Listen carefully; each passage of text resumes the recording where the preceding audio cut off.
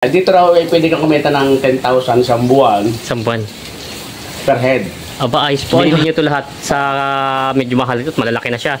Paano raw po tumingin ng mga bakang pang patining? Ano pong sukat nitong kabuuan niya? Yung kabuuan nito ay bali ay... Ito yung mga, diba marami sa inyo dito sa Riyaya, mga nakatali sa parang, ano po mas maganda sa inyong suggestion? Yan yung mga baka nila sir dito ng mga alagain. 20 heads. Yan, shoutout po sa mga nagpatanong ng mga interview natin kay sir. Ayan, magandang araw mga talongs TV. Nandito tayo ngayon kay Kuya Ramil Pasbarte.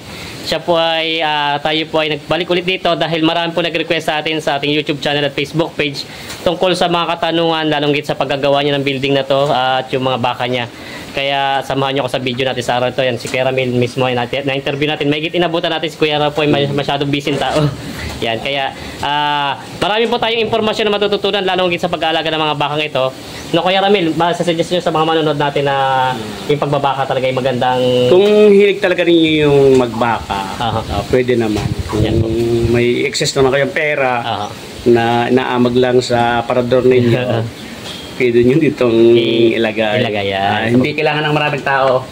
Kahit nga ito 60 heads, kaya ito ng isang tao. Yun. Basta po O yung... dalawang tao na yung isa ay tagapaglikom nung dayami. Yan o.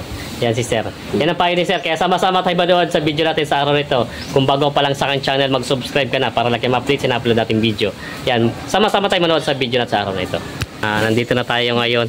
Si Kuya Ramil, ang ating mapapanayam ngayon sa yung mga nag-request po dyan na makausap natin yung mismong may-ari. Ito po. Sakto naman sila bossing nagpapakain. Kaya po pala ang pagkain yan, Kuya, paano umaga, tanghali, hapon din?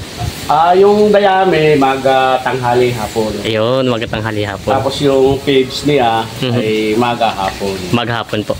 Ayan. Ito pong mga baka niya, yung mga ilang ulo nga po itong mga malalaki baka niya? Bali ay 20 heads. 20 heads po. Ayan po, 20 heads pala siya. Pero sir, ang mga unang tanong natin, may mga nagtatanong sila, paano po ba, siyempre, binili nyo ito lahat sa medyo mahal ito, malalaki na siya. Paano po tumingin ng mga bakang pang patining? Kasi minsan yung iba nadadali sa ano eh. Karamihan binibili ko, yung medyo mahinang katawan. Ganun po. Ako na magpapataba. Bakit po yung mahinang katawan na binibili? Ay, mas mura ang presyo noon kumpara sa mga talagang tataba na. Kumita ng maganda rin pagka gano'n. Yun, kaya po pala yung inaano nyo. Yung medyo ito ay mga sumulong na yung katawan. Kasi nung ako ito, medyo labas pa yung mga ribs nila. Yun, pala. Ang ganda pala pagtitingin ng mga baka. Pero po, ito po ay sa inyo pagtatanong-tanong yung mga binilihan nyo. Ano po mga lahi? Saan po mga lahi itong mga bakang ito? Ito ay marami dito yung Brahman. Brahman po siya. Mga Brahman. Yung tawagin yung may subil. Subil ito po. Parang ito yung subil yung may makamahaba teng. Wala naman ako kasi nung alam sa lahi ng baka. Kayo po hindi rin nakakatingin ng mga lahi ng baka. Tagdali namin noon. Mas bate. Pero yung una nyo pong pag-aalaga ng baka, ibig sabihin ko po ay kayo po ay sa full po ay may inaalaga na rin mga baka. Ako ay tumigil na. Nagkaroon lang ako nitong idea. Kasi minakala kong taga Batangas. Ang alaga niya, nasa 200 ulo. Dami. Ito po yung style ng tulong. Style niya. Nagkaroon ako ng idea, nakasama ko siya sa nakasama ko siya sa gawin. Nagkakuntahan kami. Yun, pinasal pa nga ako sa kanyang bakahan nun. Opo. Kaya ako nagkaroon ng idea, tapos itinanong ko sa kanya yung kitaan ay maayos. Po, sa baka. Dito raw ay pwede kang kumita ng 10,000 sa buwan. Isang buwan. Per head. Ayos po ano. Naroon pa yung gastos. Yung gastos po. Pero yung gastos ko dito, more than din siguro, 5,000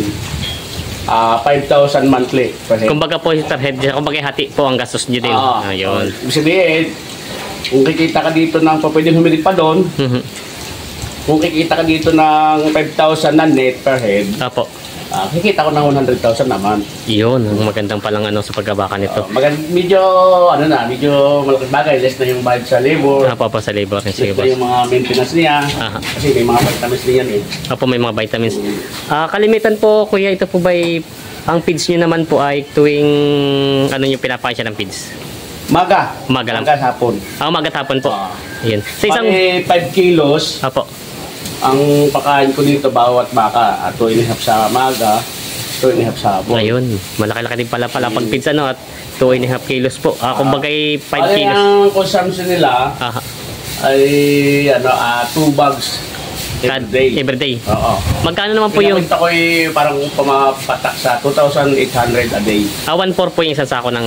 Hindi parehas kasi yung cattle mura lang yan. Yung cattle po, yung cattle lang. Tapos yung grower, mahal. Kumbaga dalawang klase pong pizza ang ginagamit nyo. Oo. Grower at cattle. Oo. Magkano naman po yung kalimitan ng tarsak nung ganung mga... Wala akong idea kasi kinukuha ko lang sa tindahan pero more or less mga 1.7 yung grower. Tapos yung cattle ay 1,000 plus. Kumbaga sarili nyo rin po yung feeds niya. Kumbaga meron ka sariling tinda. Oo, yung tinda nyo po sarili yung... lang sa tinda. Kaya hindi nyo na inaano kung... Saan ako presyo totoo pagtapos magbibenta na yung mga baka ni sir.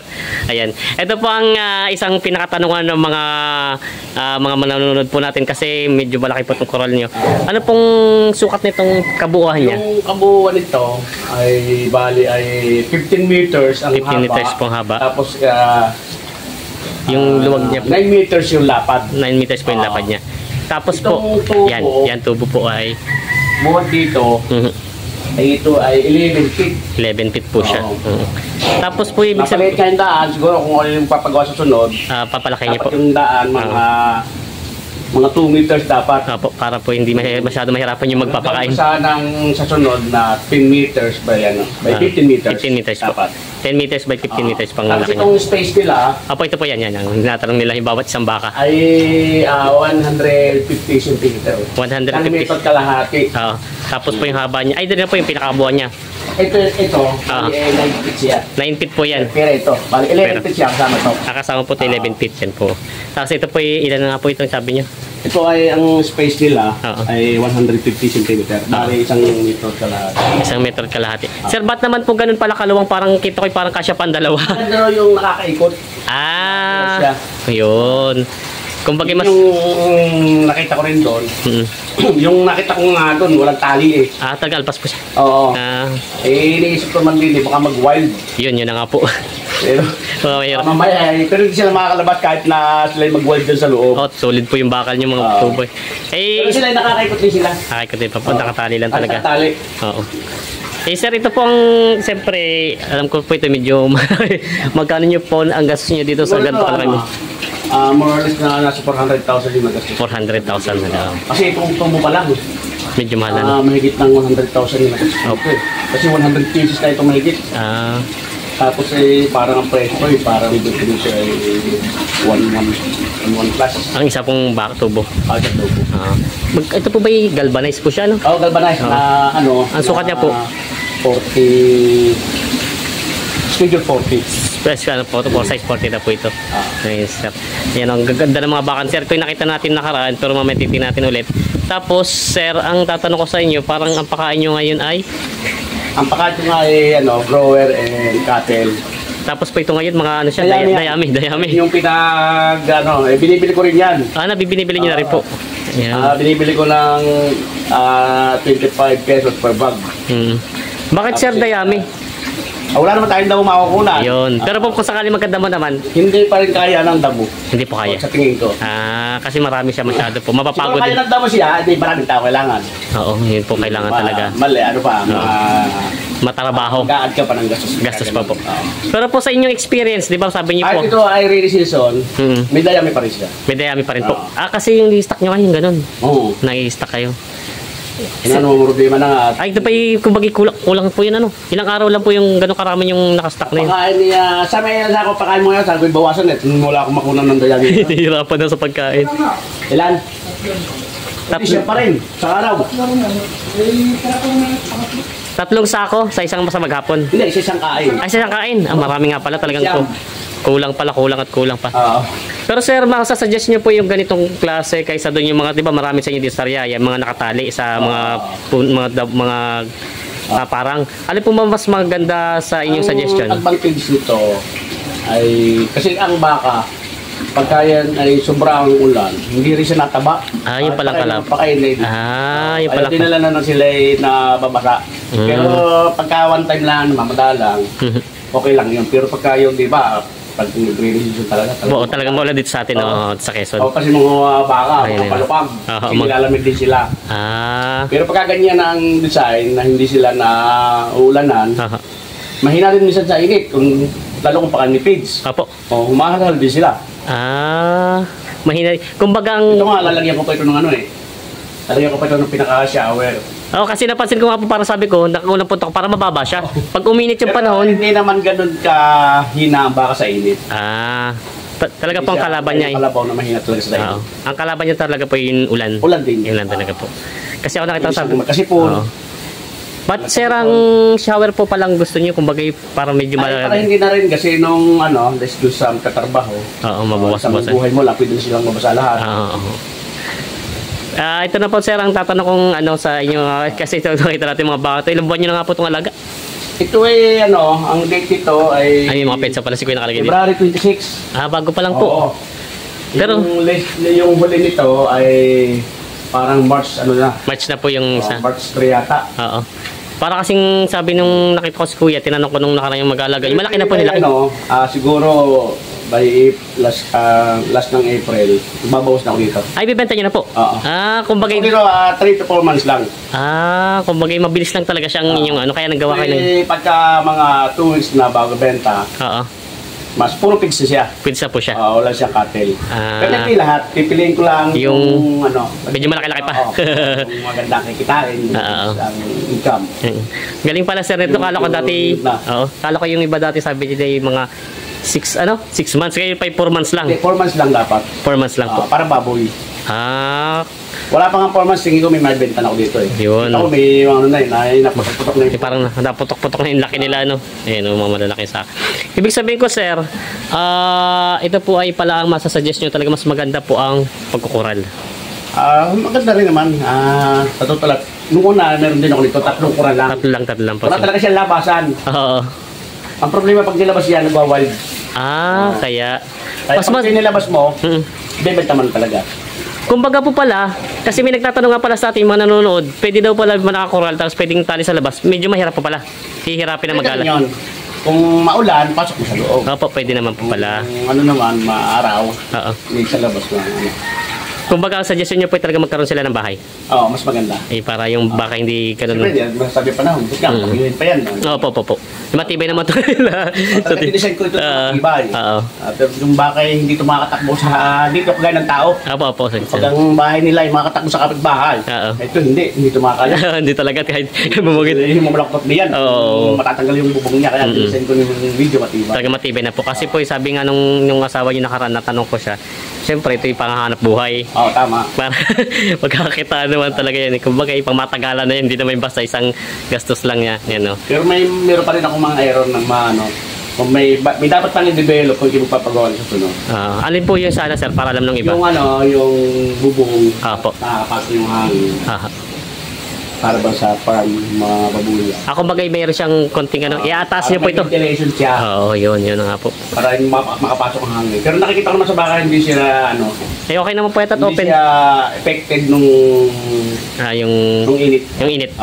Kasi open naman po. Pag siya sa init, wag lang lalo kung mahina pa katawan, mabilis siya sa init. Pero pag matataba na, mahina na rin siya sa init. Ganun po. Pero wala man ako nakikita na kumahalhal. Kasi nasa labas, pag inaraw talaga yan, ay makikita mo yung naghahanap ng lilo. Naiko talaga sila. Naiko sila ng lilo. Ibig sabihin, nahihirapan din sila. Nila medyo ginawaan. Kumbaga, pag nakikita nyo pala, para sa tao din pala po, pag medyo tumaba na siya, iba na ang pakiramdam. Yan. Kaya yun palang inaano sir. Sir, ang may nagtatanong po sa atin, isang subscriber natin nasa USA, Amerika siya. Ano po ba daw ang season ng magandang bumili ng baka? All season naman yan eh. Dapat dire-diretso. Yung may timing lang ng pagbibenta. Apo.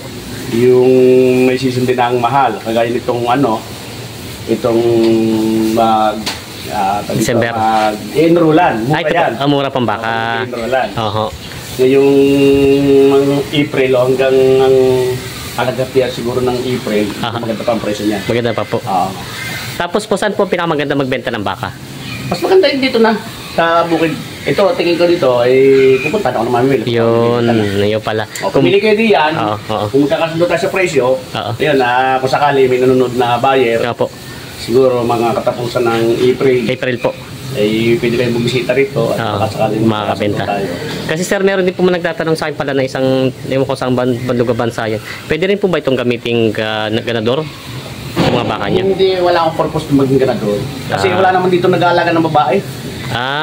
Kumbaga wala naman po lang breeder dito na babae. Hindi po yung gustong gawing ganador to, kunyari sa ibang lugar. Marami halos lahat yung pwede talaga yan, magandang quality niyan. Yun.